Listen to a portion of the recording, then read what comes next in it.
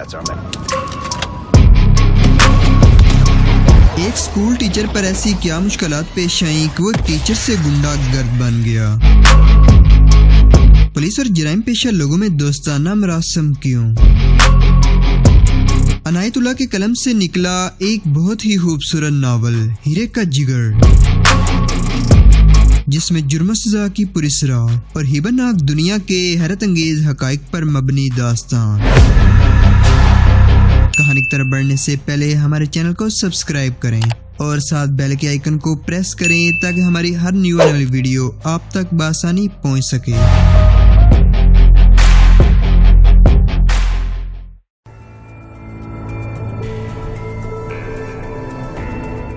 اسلم نے آگے ہو کر ناز کے ہاتھ پر ہاتھ رکھ دیا اور اس کی آنکھوں میں آنکھیں ڈال کر ملتجی انداز سے کہا، یہ دولت مجھے ڈس رہی ہے، لوگ مجھے شہزادہ سمجھتے ہیں، کاش کوئی یہ بھی جان سکے کہ میری تنہائی مجھے کھائے جا رہی ہے۔ ناز ان اشاروں کو خوب سمجھتی تھی، وہ تو اب اس سے بھی نازک اشارے سمجھ لیتی تھی۔ اس نے اسلم کا ہاتھ دبا دیا، جیسے اس کی تنہائی کا ساتھی بننے کے لیے ہاں کہہ دی ہو۔ یوں تو ایک وزیر کی سالی اور ایک وزیر کی بانجی بری طرح پیچھے پڑی ہوئی ہیں۔ اسلم کہہ رہا تھا، دونوں میں سے کسی نہ کسی کے باپ کی کار میری کوٹھی کے سامنے کھڑی رہتی ہے، لیکن ناز، جب بھی میں نے ان لڑکیوں کو دیکھا مجھے تم ہی یاد آئی۔ تمہیں معلوم نہیں، جب تم حیدرآباد میں 7ویں 8ویں جماعت میں پڑھا کرتی تھی، اس وقت سے تمہاری محبت کو سینے میں پال رہا ہوں۔ قسمت نے ہمیں کہاں آن ملایا، ہماری روحیں روزے ازل سے ایک ہیں۔ آؤ ناز، میری بیچارگی کو سہارا دو، مجھے صرف تمہاری ضرورت ہے۔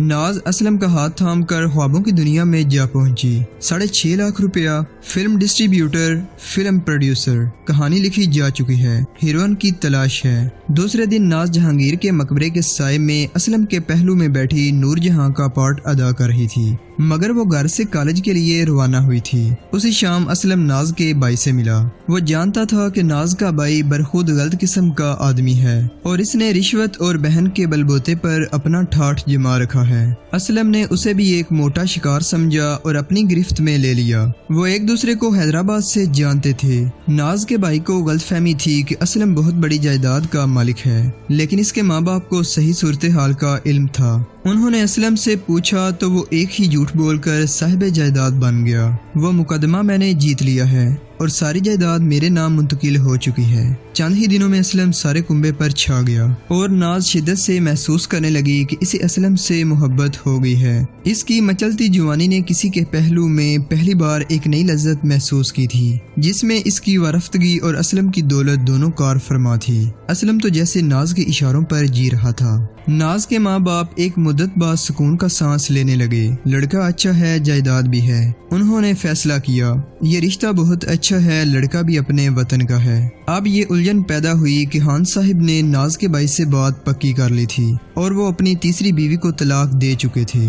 ناز کی خاطر شادی کا صرف دن مقرر کرنا باقی تھا۔ ناز کو اس رشتے کا علم نہ تھا، بھائی نے اسے کچھ نہیں بتایا تھا۔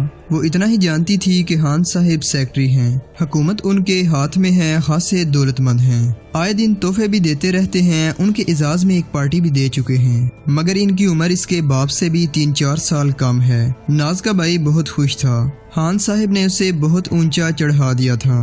آخر گھر میں بم پھٹا اور ناز چکرا گئی۔ بھائی نے اسے خان صاحب کے متعلق کچھ اس طرح بہلایا پھسلایا کہ وہ ایک بار تو پھسل ہی چلی تھی، لیکن اسلم کا خیال اڑے آیا۔ ناز کو صرف دولت، عیاشی اور فیشن سے محبت تھی جو خان صاحب کے ہاں موجود تھی۔ دوسری طرف اس کے خیال کے مطابق یہی چیزیں اسلم کے ہاں بھی موجود تھیں۔ اب اسلم اور خان صاحب میں صرف 2 فرق تھے، عمر اور محبت۔ ناز اسلم کی محبت میں الجھ چکی تھی۔ اس نے بھائی کو صرف الفاظ میں بتا دیا کہ اسے خان صاحب کی زوجیت منظور نہیں۔ بھائی کو پہلی بار محسوس ہوا کہ ناز قابل اعتراض حد تک آزاد ہو گئی ہے۔ اس نے اسے قائل کرنے کی کوشش کی، لیکن وہ قائل نہ ہوئی۔ اس نے کہہ دیا کہ وہ اسلم ہی کے ساتھ شادی کرے گی۔ ناز، تمہیں شرم نہیں آتی؟ بھائی نے غصے سے پوچھا۔ ناز نے دیدے پھاڑ کر بھائی کی آنکھوں میں دیکھا، جیسے کہہ رہی ہو دیکھ لو، اور بھائی کی آنکھیں جھک گئیں۔ اسلم کو علم ہوا کہ اس کا مد مقابل سیکرٹری ہے تو اس نے میدان سے بھاگ جانا چاہا۔ اس کے پاس تھا ہی کیا، ایک سیکرٹری کے مقابلے میں جم تھا۔ اسے تو بانڈا پھوٹنے کا ڈر پیدا ہو گیا تھا۔ گزشتہ 1.5 ماہ سے وہ ناز کو لیے پھر رہا تھا۔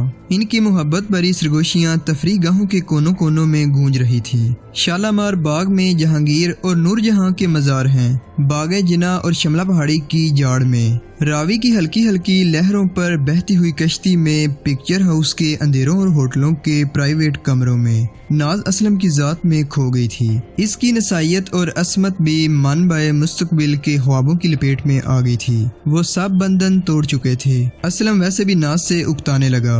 बंवरा अब किसी और कली की तलाश में था, लेकिन नाज बुरी तरह इसके साथ चिपक गई थी। असलम मकरूज भी हो चुका था, इसका बरम उठ रहा था। इसके लिए नाज बहुत महंगा सौदा था। उसे सोसाइटी में पोजीशन कायम रखने के लिए रुपए की जरूरत थी। कर्ज़ो ख्वाह जान को आने लगे थे और एक शाम नाज कराची जाने वाले एक्सप्रेस पर असलम के साथ सेकंड क्लास में बैठी गाड़ी के बेहंगम ठकर ठक में हीरोइन बनने के ख्वाब देख रही थी।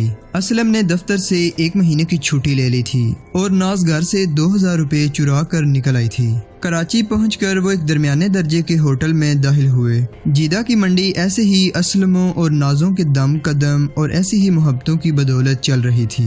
कराची की पुरहंगामा शब रोज में, यहाँ की पुरपीच गलियों में और नम आलूद फिजा में, यहाँ के हजूम की अफरा तफरी और बागम बाग में, और यहाँ की जमीन दोस्त दुनिया में चुराई हुई बसें, कारें और भैंसें भी गुम हो जाती थी। नाज तो दुबली पतली नाजुक सी लड़की थी। जिस होटल में वो दाखिल हुए, इसके बूढ़े मैनेजर के चेहरे की जुरियों में जाने ऐसे कितने ही असलमों और नाजों की दास्तानें पोशीदा थी।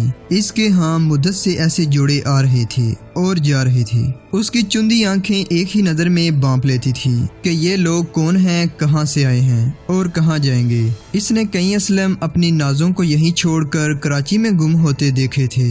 यूं तो वो हर एक गाहक के सामने सर को जरा सा झुकाकर सलाम किया करता था, लेकिन असलम और नाज किस्म के जोड़ों को देखकर वो इस कदर झुक जाता था कि उसकी ठोड़ी काउंटर पर जा लगती थी। फिर एक खास मुस्कुराहट और आंखों की जरा सी जुम्बश से होटल के बैरे समझ जाते थे कि इस जोड़े का खास ख्याल रखना है।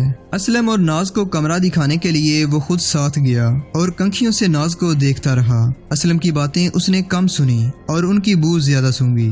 20 रोज बाद ही नाज इन बातों की बू में भटकने लगी। घर से चुराया हुआ रुपया और पहने हुए जेवरात जो ज्यादा नहीं थे, खत्म हो चुके थे। उस वक्त भी वो महसूस न कर सकी कि असलम को उसकी नहीं उसके रुपए की जरूरत है। उसका रुपया इतना खर्च नहीं हुआ जितना असलम ने उड़ा लिया है। नाज अब उससे सुबह शाम पूछने लगी थी कि उसका स्टूडियो कहाँ है, फिल्म कहाँ है, फिल्मी कहानी कहाँ है, लेकिन उसे मालूम न हो सका कि वो एक फिल्मी ड्रामे की हीरोइन बन चुकी है और ड्रामा अरूज को पहुंच रहा है। असलम चाहता तो नाज को अकेला छोड़कर चुपके से भाग सकता था, लेकिन वो इसके भी दाम वसूल करना चाहता था और होटल का बिल भी।